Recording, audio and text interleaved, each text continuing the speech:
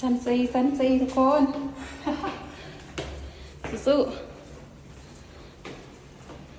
โอ้แบกกระสอบเขาขึ้นซันซีอีกแล้วมันนี่นี่เธอหนักวะซื้อกับข้าวกับน้ๆสู้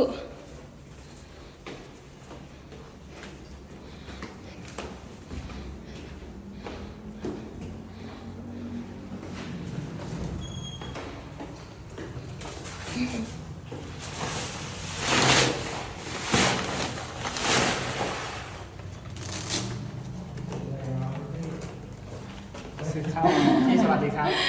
สวัสดีค่ะ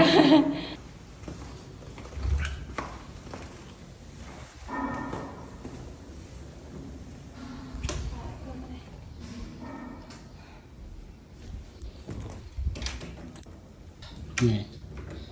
นี่ไปซื้อข้าวเหนียวมาเบิดกระสอบนี่3 เดือนหมดแล้ว ซื้อกับข้าวกับน้ำใส่ตู้เย็นโล่งเลย